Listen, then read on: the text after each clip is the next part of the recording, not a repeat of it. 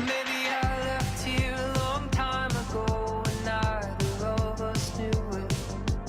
Would they say I lost the plot? Would you say I blew it? Thought I found a way back home, but now I'm looking through it. After all this time spent gone, I think I just outgrew it.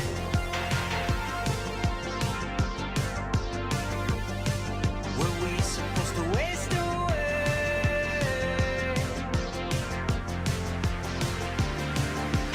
Empty out my bedroom, throw all that stuff away. All I'll take it with me now is a blank slate. 'Cause these days are too short to live a whole life through in this landlocked,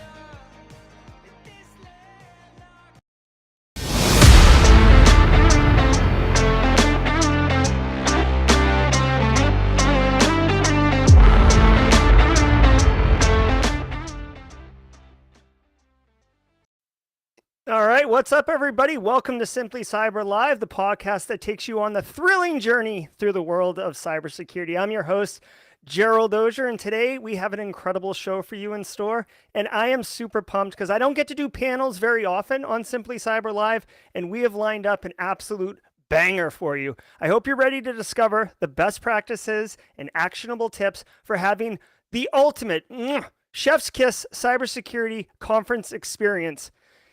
Now, our esteemed panel of experts will be your guide on this exciting adventure. We're going to cover everything from, self-health, like, managing yourself in a good way, hydrate, maximizing the actual conference experience, what to do before the conference, how to pack, all these things. The extensive experience from our panelists is going to bring a wealth of knowledge to the table. They're going to show you how to navigate the maze of sessions, workshops, networking events, and staying updated on all the things, right? So who are our brilliant panelists, okay? I'm going to give a brief intro before we bring them in so we can dig right into the meat.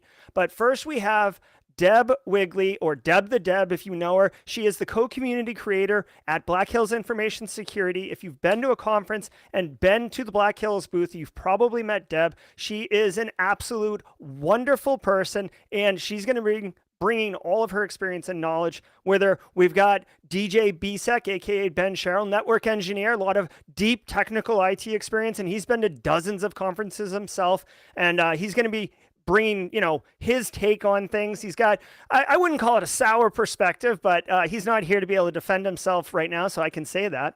And finally, we've got my man, Base Case, aka Casey Gasca, who is going to be bringing a wealth of knowledge also, but he's going to, he's been to large conferences and small conferences and be able to kind of, identify some of the key things that maybe make a difference, right? So I know many of you might be going to Vegas this summer and Wild West Hack and Fest in the fall, virtual conferences, in-person conferences. So there's a lot to really break down when you get to it. So grab a notepad, grab something to drink if you need to, because you're not going to want to leave. We're going to unlock all the secrets to having the best cybersecurity conference experience that you can possibly have. Let me go grab the gang, and we're going to dive right into it.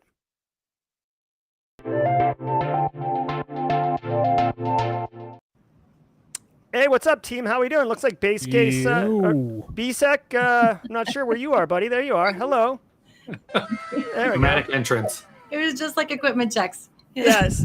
So, all right. So I gave a brief introduction, and what I didn't say is if anybody in chat, I'll be monitoring chat as the moderator. If you have a question, please throw it in chat, and I will get it to the panelists. But let's just dig right in and get rolling here. So, Bsec, let me start with you. Right. As far as conferences go, what is something that, if you're looking at a conference, whether you're going to decide whether it's something you even want to go to or not, let's take this chronologically through the conference going experience. What I do when I'm going to go to a conference, first thing I do, what's the point of the conference? Mm-hmm.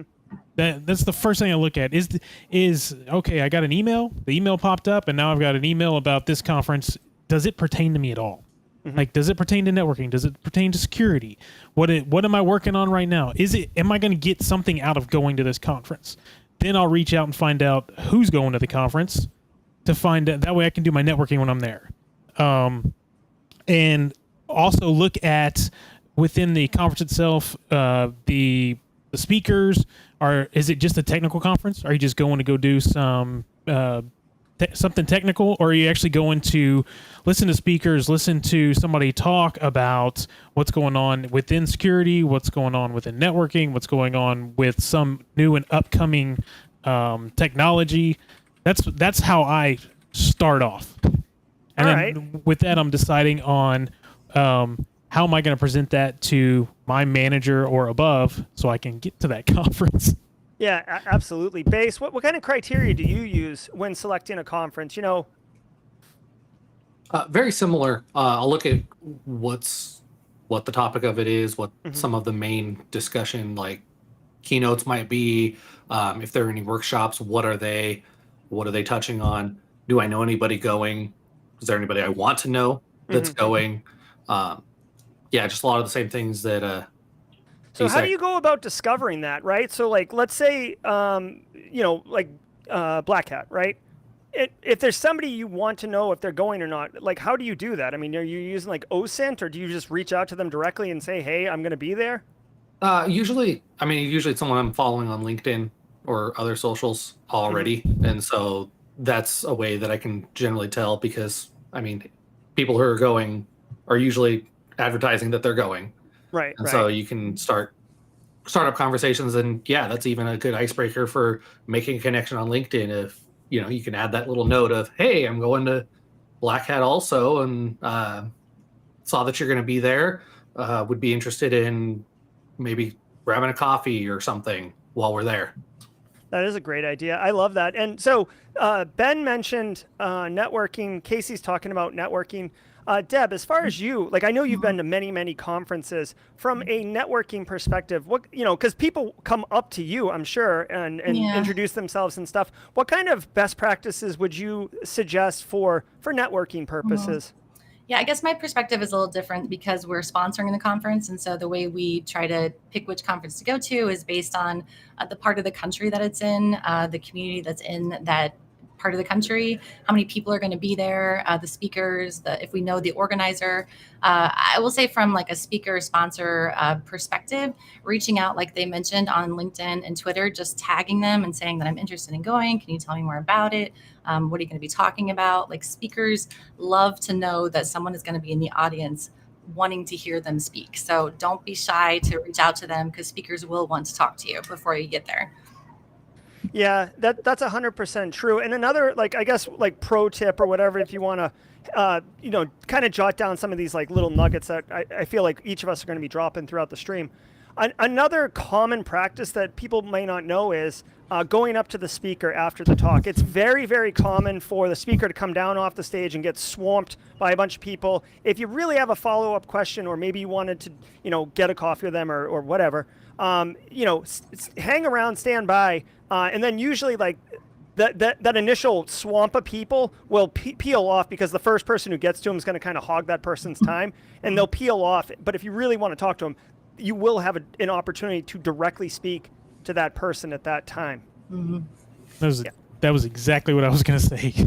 Yeah, no, it's good. And well, again, I don't like, I'm going to try to moderate this, but at the same time, I'm trying to think of like where I'm going to take this conversation as well. But another thing is like, you may not catch them at that point, but the conferences, despite being large, are actually quite small. So there's a very good chance that you will bump into them or walk by them or something like that. And don't be shy about saying, hey, what's up? Or hey, like, I caught your talk, I liked it. Even if they look like they're in a busy, just tell them you liked their talk. People love that don't stuff. be hashtag passive observer in there. Yes, do not be a hashtag passive observer. Them being on stage is permission to go talk to them. Like, that's them giving you permission to reach out to them later. Yeah. I mean, so as far as going to a talk or going to a workshop, your choice, either one, Bsec. Any tips on how to like maximize going to a talk or going to a session of some sort? So, like I said before, usually what I'll do is I go and look at what's going on. Let's like Black Hat just released, I think 4 or 5 of their talks that are out. But go and look before and see what's happening. Who's going to give the talk? What is the talk about? Because there's going to be 100 talks at this thing, and you're not going to get all 100. When you look at that, if you go in, you might be able to within, like, well, I guess we can stick with Black Hat. In the couple of days that you're there, depending on what pass you get, you might be able to hit 4 or 5 talks. But there's going to be 20, 30, 40 talks. Depending on what you purchase, what type of pass you purchase, you may be able to go back and watch those talks.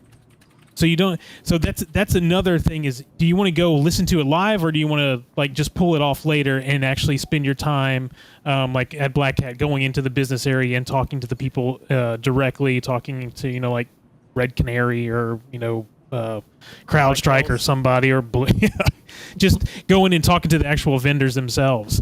But yeah, that's how I go about it and look at it is, if the talk is something that is in my heart that I want to, then I'll go listen to it, because more than likely I'm not just going to want to listen to that talk. I'm going to want to jump up and go talk to that person afterwards. Mm-hmm, absolutely. So not every it's not all smooth rainbows and cupcakes, and keep dropping your questions in chat. I've been flagging them. So like Randock Game, and I saw your question. We will do a Q&A with the panel from the audience in a minute, but Base, just to kind of kick this off, and I'm going to throw the same question to Deb and Bsec in a second. What are some frustrations that you've had or may have had with conferences or conference going that someone might encounter because they haven't had that lesson learned experience? Well, one of the big ones, particularly with Defcon this last year, was just thinking that I had a plan of, I wanted to make sure I caught these talks, and then that just getting, because you're meeting people, maybe you're finding people from work that you've never met in person, mm-hmm. that happen to be at the conference too, and you're like, oh man, let's go grab lunch, or hey, they're working in some village doing something, and let me go check out what you're doing. Oh man, I missed that talk that I wanted to go to. Mm-hmm. And so just realizing, in like what Bsec was saying, that especially with DEFCON and other conferences will oftentimes publicize their talks and stuff on YouTube or wherever later, and so you can access that. So even more to like what Bsec was saying, of think about if it's someone you want to meet, mm-hmm. that's giving the talk, so mm-hmm. that there's more incentive for you to actually be there in person to catch it. Otherwise, you can catch it on YouTube or whatever later, not as big of a deal. Focus on what you need to be in person for. Okay, yeah, good point. So that's a great nugget. I'll drop that on a caption and throw it up here in a second. Mm-hmm. Deb, frustrations you may have had that you can help someone not make that mistake? That's such a good point that you just brought up. Again, my perspective is a little different. I don't go to a lot of the talks, and so most of my experience is interacting with the people. And I think it just manage expectations well. Like he was saying, you might have this list of things that you want to do, and you're interrupted by a speaker that just happens to walk by you, and you get in a half an hour conversation with them. Like, be okay with that. Like, lean into being interruptible, because you can go to these huge conferences and have a plan and a schedule, and there's just so many. That's what a conference does. They chock it full of workshops and villages and like talks. There's so much to do that it's overwhelming. So be okay with being interruptible. Be okay with missing a talk, because you can watch it later. But that mm-hmm. conversation that you have in the lobby, that's like you can't replicate that. Yeah, and so I'm going to share my frustration, and then I'll do Ben. That way I can think of like what the next question's going to be. But for me personally, and this one took me years to find out, and it's kind of in the same vein, but with especially the larger conferences, okay? Like, I'm looking at you, Black Hat, okay? So when you go to a conference, I don't even go to the talks anymore at all, okay? Because it's just, I'm doing too much networking, everything's getting interrupted. Here's the TLDR. If you go to a talk and it's like got a great clickbaity title, and the person giving it, you recognize their name, and it's like Elite 0 Day being dropped or whatever, right? And you go and that talk sucks, you can't go to another talk. Like, you can get up and leave, but it takes forever to get to another talk, and then there's no guarantee that they're even going to let you in because like it's full, or they don't want to distract the speaker. So basically, if you choose a talk that ends up not being good, you basically burned like probably an hour and a half of your day So you end up sitting in the talk that you don't even want to be at, and it really stinks. So be careful. Be careful of that particular, because to me it's incredibly frustrating. Like wasting an hour and a half is like, roar! Yeah, it's so much time and energy to get you to this location, and to waste your time, I feel like is so much more frustrating than wasting money. So that's such a good point. Well, and to piggyback off of what Jerry just said, when I went to Defcon last year, because I'm in the transportation field, one of the things I wanted to do is I wanted to go to the automobile, to car hacking, and see what was going on there. But I also wanted to go to the blue team side as well, and they were literally like 45 minutes apart. So once I got over to the blue team side to go look at it, by the time I got back over to where the automobile hacking was, it was completely full. And I just looked in there. I was like, I'm done. I have no time to go in there today. I'll try and come back tomorrow. That's what when I think of DEF CON, I think of there are so many things you want to do, and it's just not going to happen. 100% not going to happen. Yeah. Like be comfortable with that too. Like, yeah, you can have a plan, but a plan's only good until you get punched in the mouth. Okay, Mike Tyson. Yeah, exactly. So we have a question from chat. I'll throw this out there.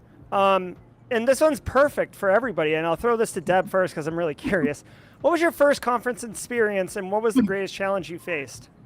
Man, first conference experience was 2019. It was Wildwoods Hackin' Fest. It was my first Wildwoods Hackin' Fest. But it was my first conference like in the InfoSec world at all.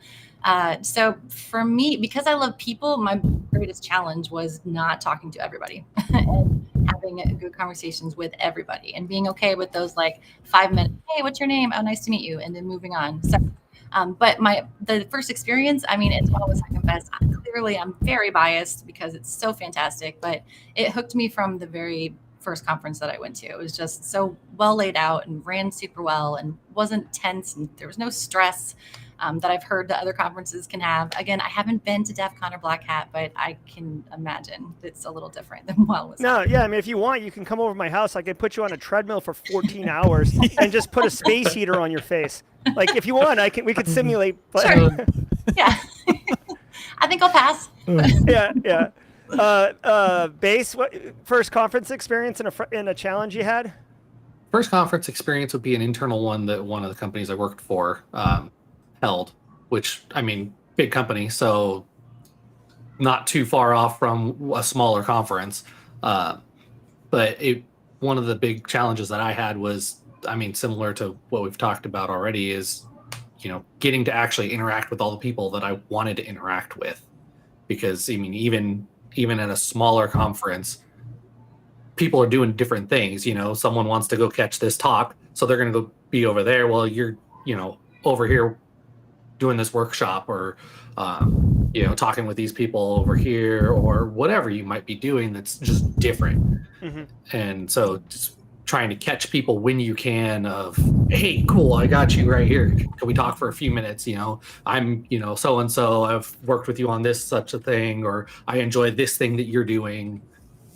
And so that's being able to interact with everyone that you want to interact with. I like it.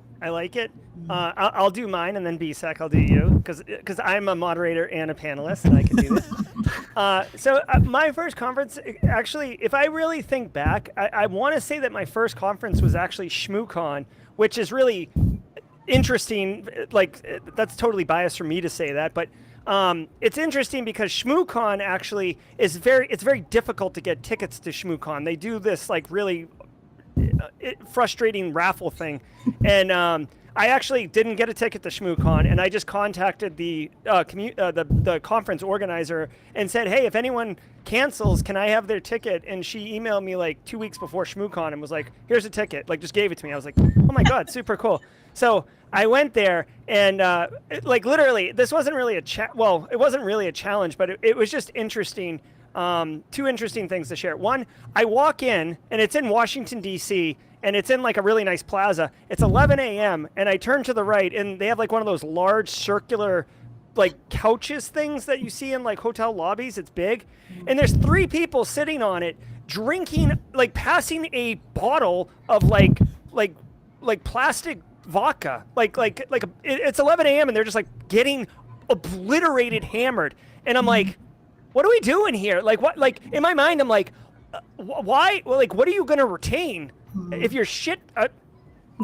Sorry, that's very unlike me. What are you gonna retain? So, anyways, I was like, what is this place? And then that same conference, there was like a senator giving a talk, and people were like yelling obscenities at him, and he like stopped his talk, and he's like, "You invited me here to talk about privacy. Like, you invited me here. Why are you yelling? Like, this is ridiculous." So, anyways, just I want you to be mindful that your conference experience is your conference experience, and don't look at 3 people are like bombing hard liquor and be like, "Oh, this is the kind of conference we're doing." Like, either A, I'm leaving, or B, like I guess I gotta get a 5th of something and get busy. Make it your own experience.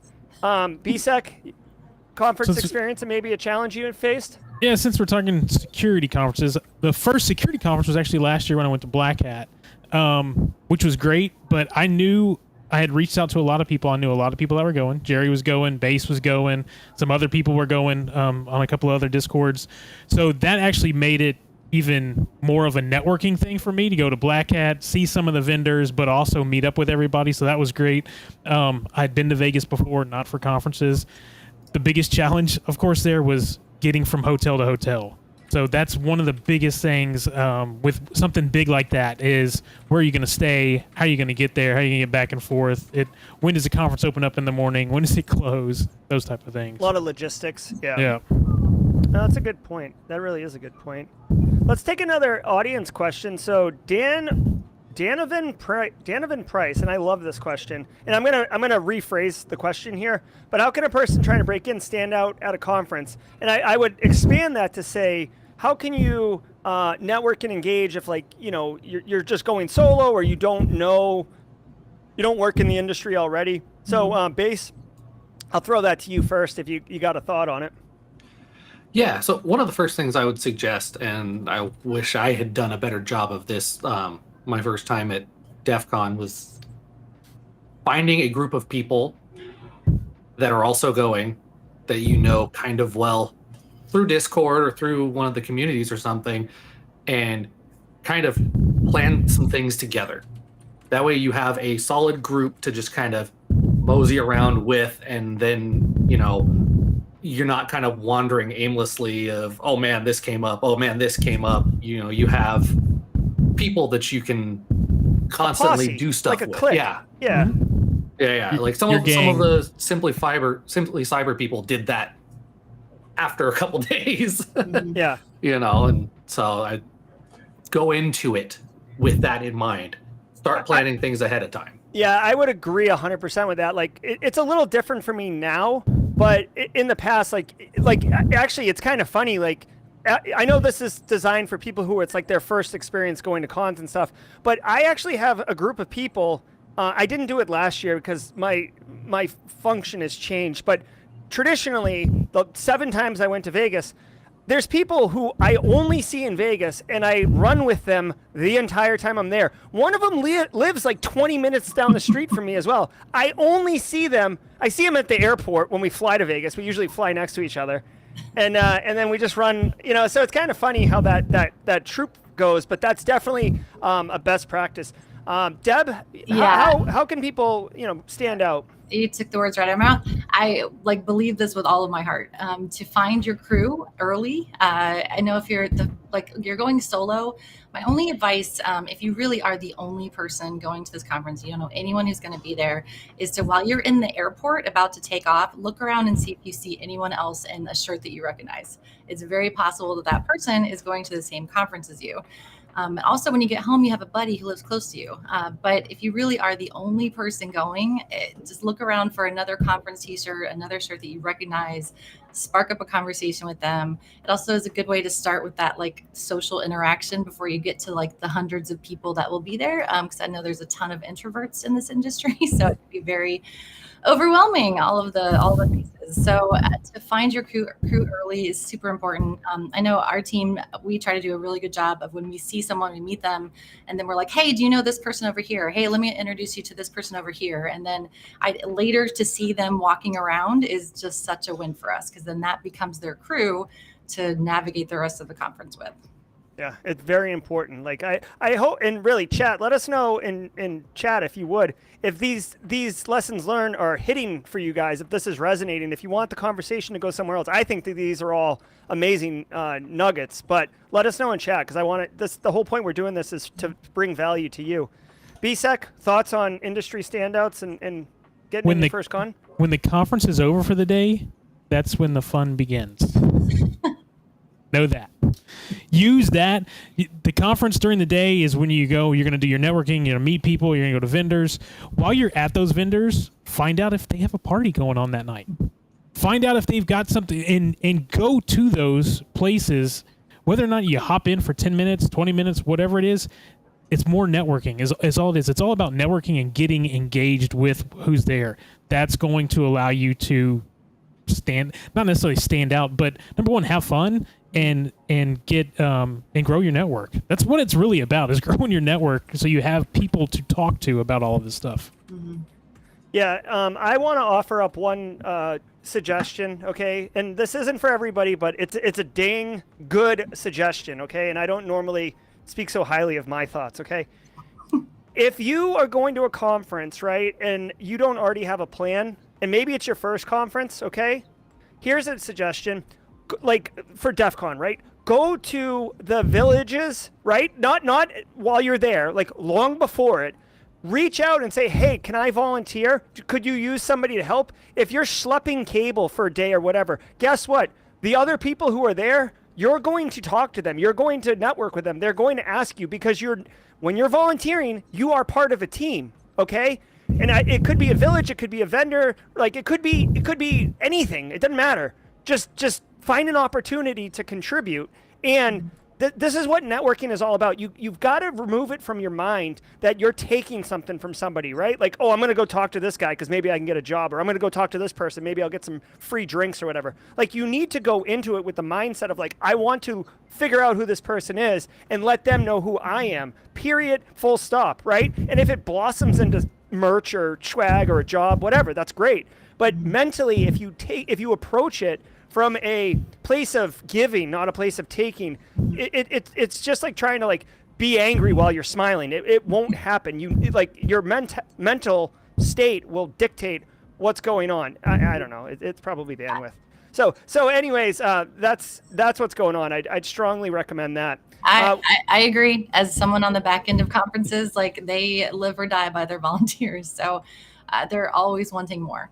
Well, and if you do volunteer, you might just get a free pass to the conference. Yeah, we pay for you to stay there for free. So yeah, it's we always need more help. Nailed it. Yeah, absolutely. Or submit. I mean, it might be hard if you're not broken into the industry yet, but submit for a talk, right? There's another way. Like, if you're on the speaker circuit, you'll be talking to people and doing that type of thing, right? So definitely cool. We got a question from Paul. Bsec, I'll let you field this one. Don't bring your electronics to the con. Where do you stand on that? Dude, you can bring it. I had no problems. You can turn your I think Bluetooth off. that's your urban legend of like Yep. going to Defcon and showing up on the wall of sheep. Just turn off. I mean, if you don't want to be on there, turn off your Bluetooth, turn off your Wi-Fi. Mhm. Okay, I agree 100%. I will The say Russians that, aren't coming for you. yeah, I will say I had an incident in 2012, 2013, my first Defcon, and but that was like the one incident. Now, granted, my iPhone got totally screwed over, but I had jailbroken my iPhone and put random apps on it, so I may have actually like bricked myself somehow. So, you know. Well, and the other thing is if you are that paranoid, buy a burner phone so you have a phone to call somebody. Who cares? Yeah, I will say, just again, a pro tip from living it, you will have crap service at Black Hat and DEF CON, and it's because there's literally people walking around with Stingrays in a backpack, which is like basically a portable cell tower, and you're routing your traffic through them, and you can't you can't choose quality of service with your cell phone on which tower you're going to connect to. It's going to choose their backpack, and they're obviously not Verizon. So there's a choke point there. So just be aware of that. This is kind of a fun question, and Deb, like it's tough for you to answer this one, but Randoc Gaming wants to know how to get free merch, get merch, right? So a lot of us, well, like half my T-shirts I got from conferences, right? So let's talk about merch, right? So Deb, you're usually the giver of the merch. So yeah, I'm like, all you have to do is ask. Like that's sponsors are there to meet you and like take time to go and visit them, because they like without them also the conference would not exist. And they giving you merchandise and giving you swag is just a reason for them to have just uninterrupted time to talk to you. So they're going to want to give you a lot of things.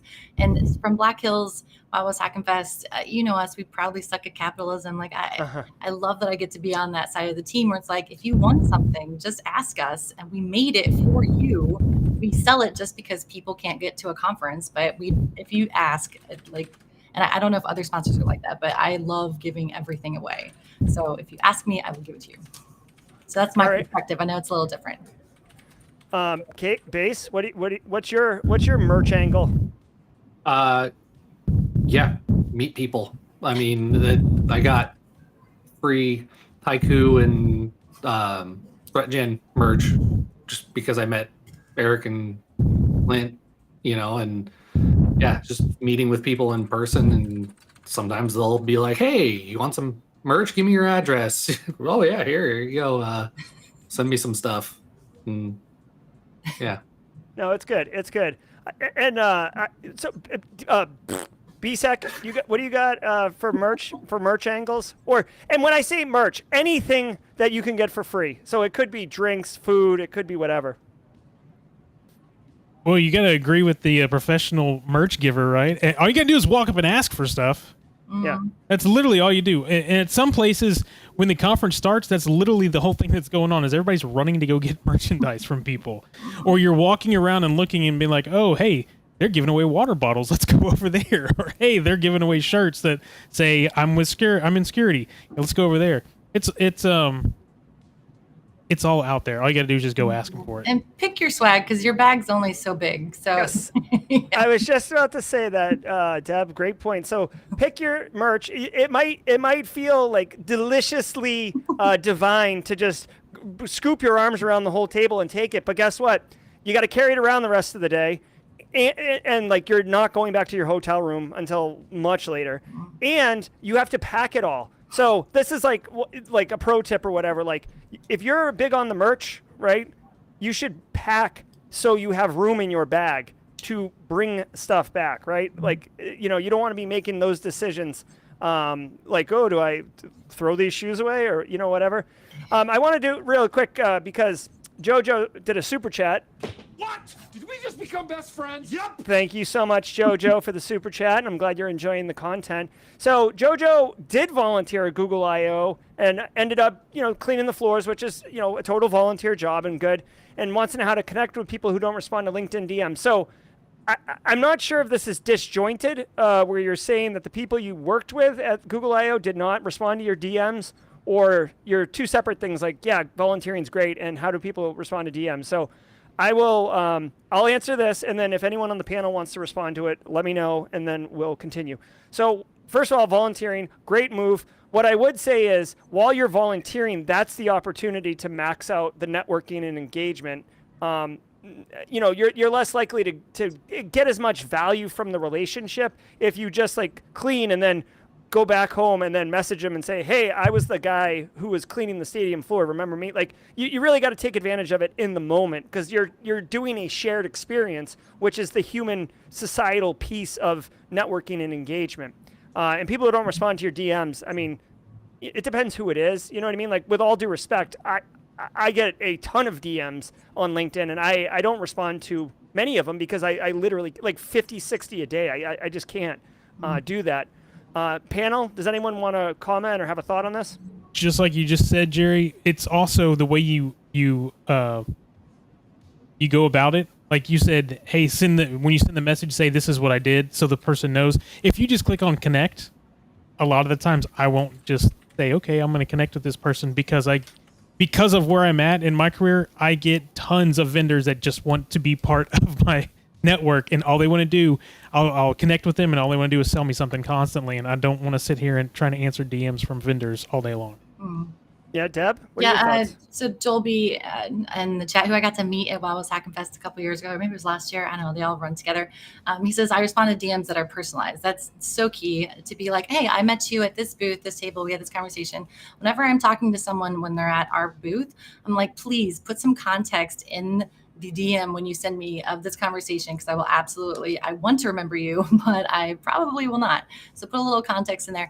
Also, I do know when Jason's done his job hunting stuff and he says to reach out to people, send them a message. He's like, if you send it to 100 people and 2 people respond, like that's 2% response rate. That's not bad. Like, it sounds terrible, but I'd like keep trying. That one person that didn't respond to you, move on to someone else. That's my advice. Yeah, I love it. Base, did you have a question, or did you want to? Was it everybody covered it? No, I have a response to this real quick. It's just almost everybody has a phone. I mean, I'm pretty sure most of us have LinkedIn on our phones. You can just, while you're standing with them, say, all right, cool, I'm going to send you a connection real quick. I did that a lot during Defcon. Just, oh, cool, I'll send you a request real quick right now. So that way they know. Yeah, that's a good one. Like, basically, not seize the day, but strike while the iron's hot, right? If you want to use an old adage. Do it now. Do it now, damn it. Yeah, exactly. Which is why you don't get to the talk, because you're doing these incremental things. Another thing I would say,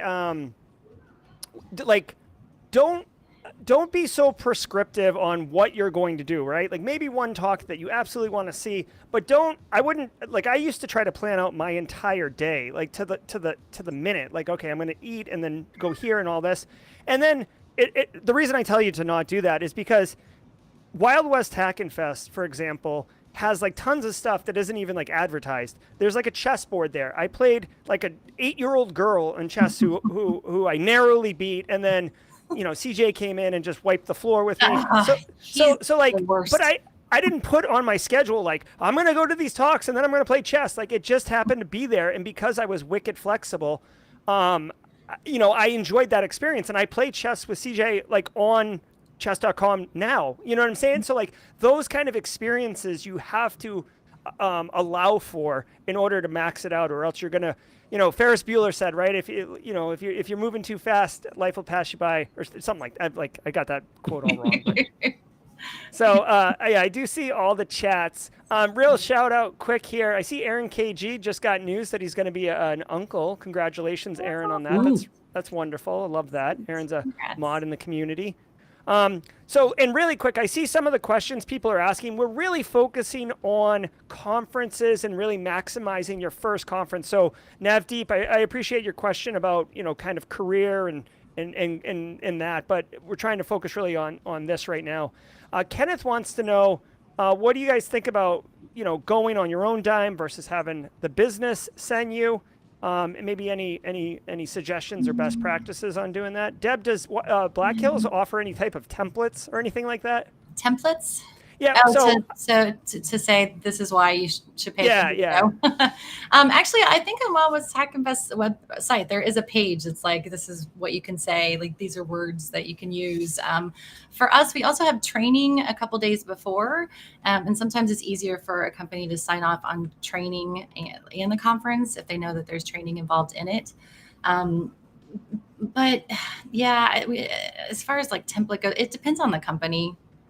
You could go to the company with all the talks and all the things that you will learn at this conference, but really it depends on them to send you on their dime. Yeah, no, I appreciate that, and I'm at the conference right now. I don't see something jumping off the page right quick, okay. but what I would say is with ChatGPT, just put in ChatGPT, write me a compelling argument to convince my boss to send me to a conference, like period, and send it. You know what I mean? Like, and with all due respect, like. I will tell you this, because this took me a while to wrap my head around, right? Like, if the conference is like, the total package is like $4,000, right? in the grand scheme of things, that's not like over a year for a large business. That's not really showing up on the balance sheet, right? So don't think of it as like, oh my God, that's a lot of money. Like think of it as like, this is an opportunity for professional development. I'm going to be able to bring back X, Y, and Z. I didn't even consider what Deb just said about wrapping training into it, which is definitely a compelling sale than just going to a conference. So yeah, definitely good. Any thoughts around sending yourself versus going on the company dime? I would, depending on where it was or what it was, would depend on out of pocket. Like if it's local, out of pocket's not a big deal. If it's not local, where you're staying at a hotel, you got to have flights and all the other stuff. That's a big expense. Like Jerry just said, you're talking $4,000. Like if you're looking at going to Black Hat and you buy the big one, it's $2,900 just to get in, and then you got hotels for a couple of days. That's a lot of out of pocket experience or expense. Yeah, it is. It really is.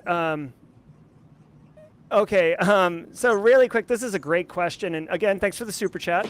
What? Did we just become best friends? Yep, we got that sounder. I love it. Hopefully, you guys can hear the sound effects. It would be embarrassing if I was just like standing here silently for 4 seconds And then saying, "Oh yeah, that's great." Yeah. Yeah. So, Savage Scientist, appreciate the super chat. Wants to know: is it difficult being a minority to get accepted for a talk?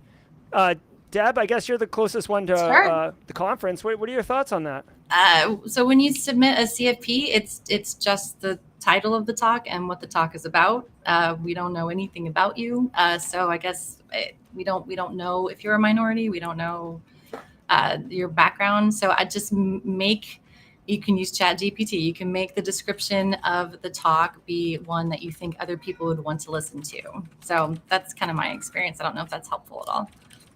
No, that's totally awesome. I would agree 100% with that. Like, I don't think being a minority even factors in because there's no way for that bias or prejudice to be injected into the CFP. But let go ahead. I was going to say that there's a funny story that in the Black Hills side that John had a talk that was denied him because his CFP was just like very, very short. And he just put like, it was John Strand. So he's like, well, of course I'm going to get accepted. But they didn't look at the name. They just looked at like the title and the description. They're like, well, that's lame. So they didn't pick him. So just make sure that the title and the description are just like baller, then you're going to be fine. I love it. That's awesome. Do you guys like razz John about that? Of course. I just did on this podcast. Oh, that's awesome. Yeah, that's awesome. I love it. I've been looking for an excuse to use this one. Catch me outside. How about that? Yeah, like I don't know if you know that one, Deb. I just recently found out about this one. I feel so old or out of touch, but It was I didn't hear all of it. it's the girl from Dr. Phil says, "Cash me outside." How about that? Catch me outside. How about that? Yeah, that's how John's feeling right now as we just lamb-based him up in this chat. Nothing really bothers him though. He's fine. Oh yeah, no, he's awesome. Yeah. I mean, he tells people it's Kevin's birthday all the time, so like, let's just.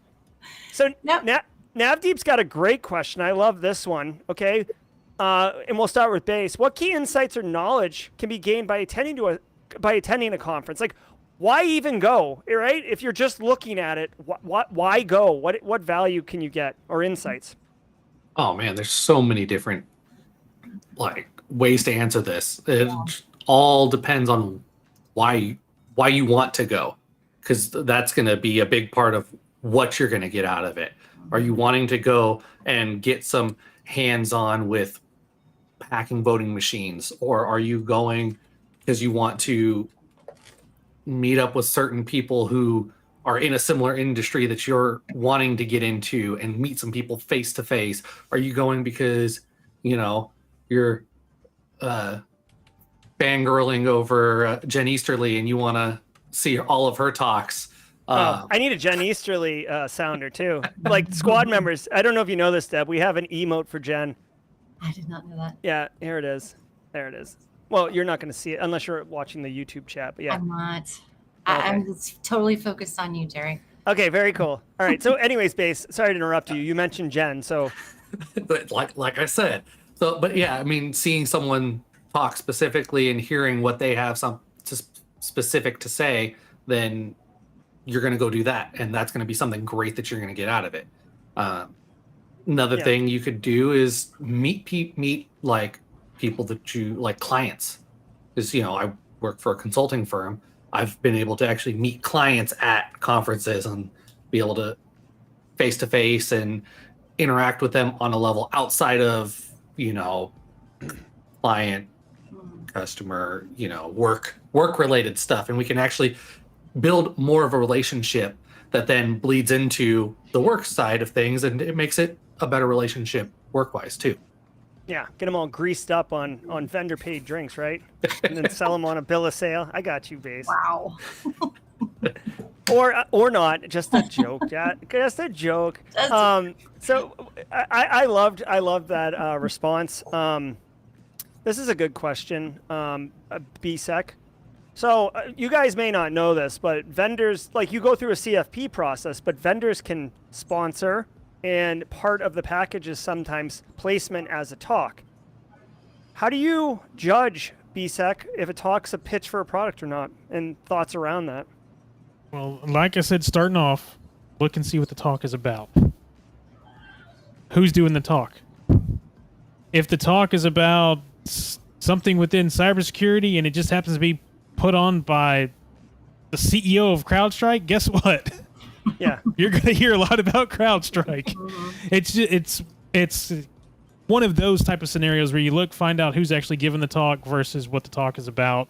If it's somebody that you don't know and they're giving a talk, more than likely it's probably just they're giving a talk about what they have found out on the subject.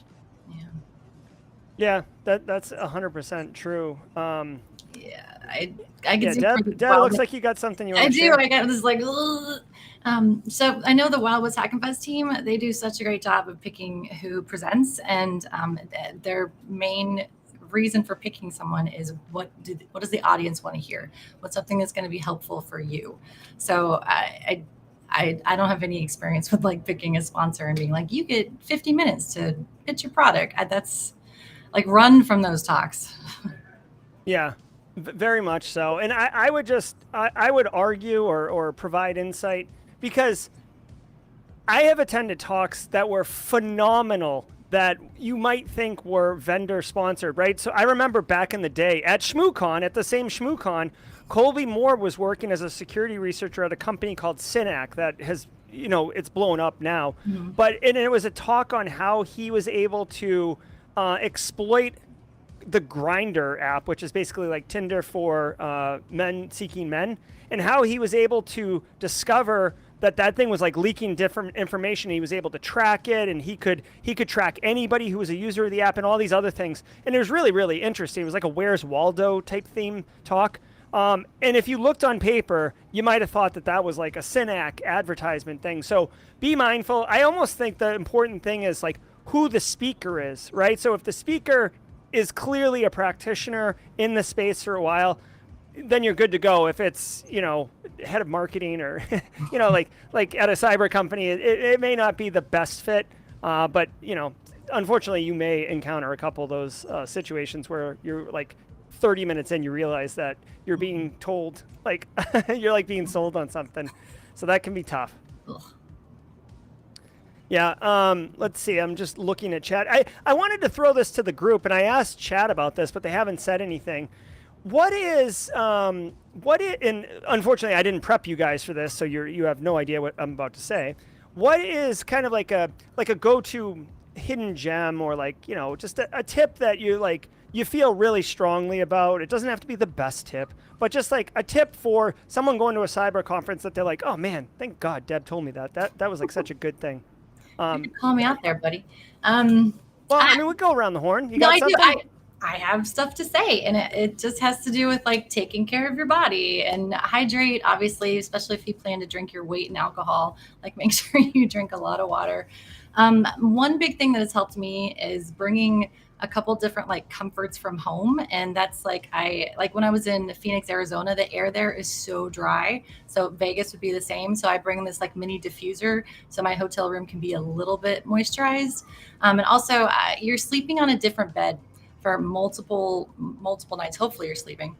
So for me, I bring like a foam roller to like help with my back muscles, and some people bring like their own pillow from home. And so those are just like very simple things to like take care of your body so that after the conference, you don't need like a week to recover. Also, wash your hands, fight off germs. Like before COVID, we called it con crud because just people are constantly shaking hands and not washing them. And I'm a mom, so I was like, wash your hands, just wash your hands, please. And use hand sanitizer, take like vitamin C, elderberry gummies, like all the things to take care of your like physical body so that you do have the energy to experience all the things that we've been talking about. That's a great point. Base, you got a gem for the audience?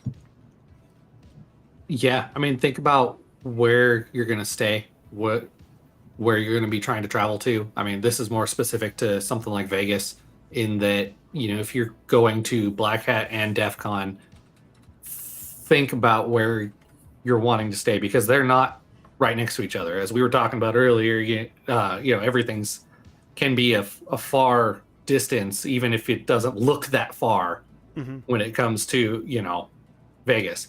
And so one of the things that I did is I picked somewhere that was kind of in the middle, but was also near a transportation spot that I was going to be able to easily get somewhere, quickly. Like they have the tram there in Vegas. If you're near one of the tram stations, you can easily get to other areas on the strip without really needing to hassle with an Uber or walking or anything like that.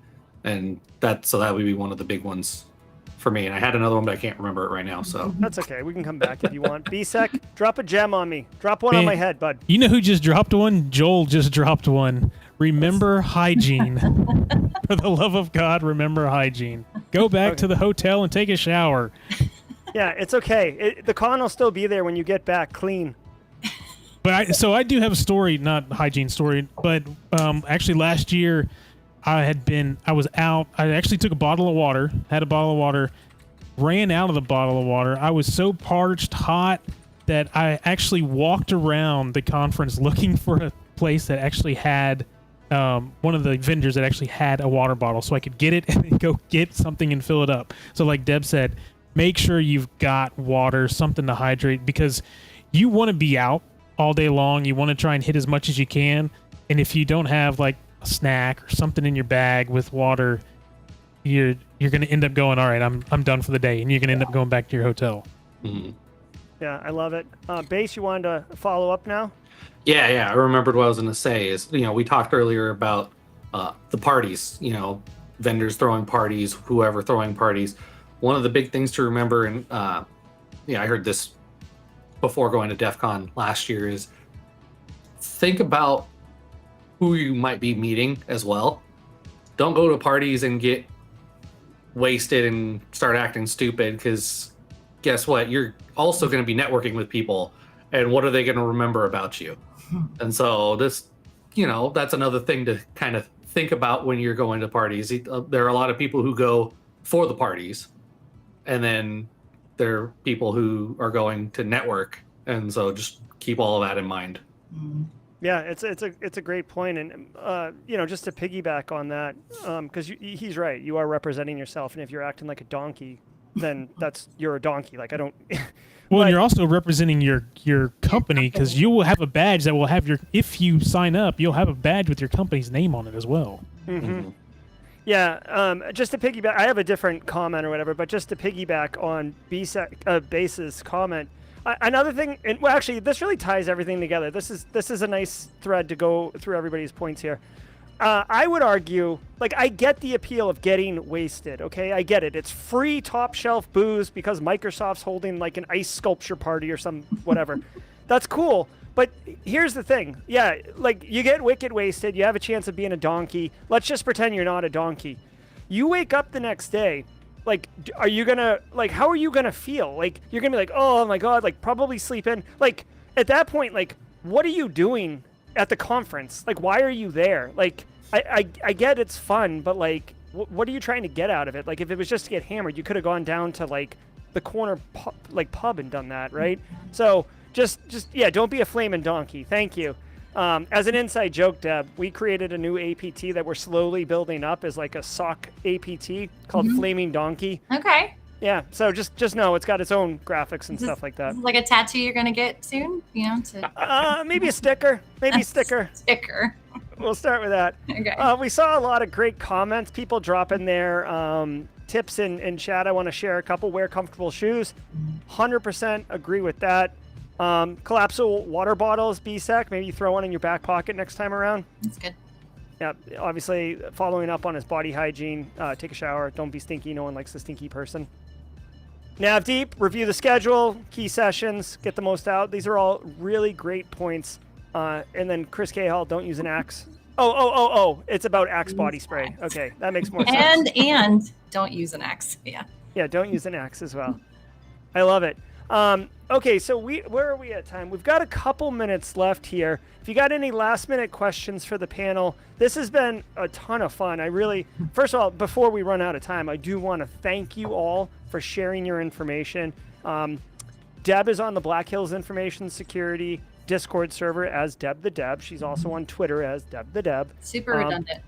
Yeah, and your LinkedIn, like you're open to connecting and talking to people, right? Absolutely. It's literally my job. So, Okay, yeah. well there you go. Help Deb do her job. Connect with her on socials. Base Case is also on socials. He's on Discord and LinkedIn. So connect with Casey Gasca, and Bsec is Ben Sherrill over on LinkedIn. Definitely wish him a happy birthday today. It's nice job. Actually, on LinkedIn, it's DJ Bsec. All of my socials are DJ Bsec. Oh, all right. Nice. I like that. All right. So I guess I'm just trying to think. I guess one final tip, and I know that this is frustrating for vendors, but because we're talking to practitioners, right, or aspiring people, be mindful when you register for a conference, okay? This is just a reality. When you register for a conference, the conference itinerary, it gets sold, okay? It's an asset that you agree to be part of, and then it gets sold. Okay, so if your title is Senior Network Engineer or your title is Chief Information Security Officer, believe this. You are identified as a buyer or a purchaser, or you have budget authority, okay? You are going to get a lot of email. So either be honest and say CISO because you want to have those kind of conversations, and use a different email. Have IT create a separate email, or do something. All right, or say you're an intern, whatever it is. But just be aware that there is going to be a flood of marketing emails following the conference, especially Black Hat Defcon. I don't want to comment on Wild West Hack and Fest and any of those practices. They probably don't do it because you guys suck at capitalism. That's really gross. I had to get close to the mic to say that. Like, no, we would never sell. We don't even take your email address when you come to the booth. We don't want to know anything about you unless you want to say your name. I was going to say, or go to a conference where they don't sell your information. Yeah. Well, and that's another reason. That's one of the reasons why DEF CON is cash only. Like, they have that complete abstraction from having that data, right? Yeah. Mm-hmm. All right. Any final thoughts before I go launch into my outro? Thank you for having us on. Such an honor to be here. I got to see Jerry twice today. I'm gonna go through Jerry withdrawal tomorrow. Such a win. Such a win. It's cool, and hey, it goes both ways, Deb. Right? You know, you were on the road there for a couple months there, and it was pretty quiet on the Black Hills front. It was. Oh, I have one more little tip, and this has been a game changer for me. I'm really late to the game, but I was officially TSA precheck the last time I traveled, and that is worth every penny that you pay to do that. Oh, go on. What's that process look like? Because now that you said it, I want it. Oh, Jerry. So you fill out a form online, and then okay, I can do that. You go to like a Staples or a library, and they take your picture. Okay. And then that's it. You get a number, and you put that number. It's like a known traveler number, and you connect that to your Southwest account, your American Airlines account, and then it prints on your boarding pass. And then you just walk by the line of people in security. So the last time I was not pre-checked, I was standing in line, and that's when I signed up for it because I was like, this is the last time I'm doing this. I like it. So much time. Yeah. That might be the best tip. Now, what happens when your family's not TSA pre-checked? Do you just say, I'll catch you at the gate? Absolutely. Yep, catch me outside. Yeah. Hold on, yeah. Catch me outside. How about There you go. Catch me by baggage claim. There you go. Yeah. I love it. Like, okay, so now chat's like lit up that I don't know about TSA PreCheck. I see it. I just don't, I don't think about it until I'm standing in the non-PreCheck line, Yes. and I'm like, I should totally do that. Well, and they used to randomly do it to people. So you would randomly get a pre-check where if you flew enough that you would automatically get the check on there, and then you now have to actually go and fill the forms out and stuff. They also have another company, I guess, called Clear. Yeah. That you can use. The last time I traveled, the pre-check went before Clear. It's like Clear costs more, I think, but it's still better than the line. And I'm sad, but I was like, I'll see you peasants later. That's what I said inside. But, Yeah, you're like in that like leather Amex lounge, just like sipping on like a really nice drink, and you're like, No, you just don't have to get up as early to get to the airport. Yeah, I like that. I like that.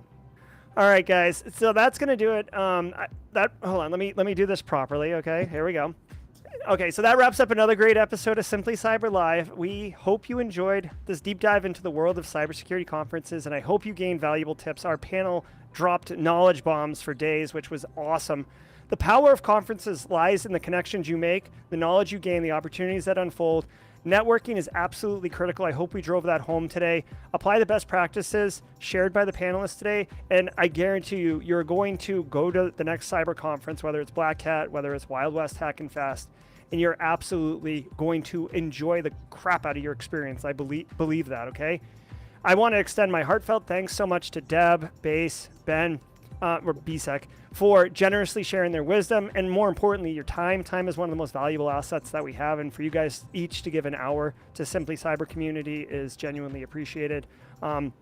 If you enjoyed the episode, people in chat, be sure to subscribe to Simply Cyber because you don't want to miss another episode. We do this every single morning with a threat briefing. We do it every single Thursday with a live show with industry guests like these three wonderful people. So we absolutely would appreciate it. So as always, stay vigilant, stay informed, stay hydrated, right, Deb? Great. And stay secure. We'll see you guys next time. Thanks so much. Bye, guys. Everybody, I hope you enjoyed that content. Keep the cybersecurity train going by connecting with the other Simply Cyber community resources. We have the Discord server that's lively and always keeps the conversation going. You can connect with me directly on LinkedIn. And also every single weekday morning on the Simply Cyber channel, we're doing live daily cyber threat briefings, 8 a.m. Eastern time, as well as Thursday at 4:30 p.m. We're doing live stream interviews with industry experts, and we produce videos that we push out every Wednesday morning. I'm Jerry from Simply Cyber. I hope you enjoyed the content, and we'll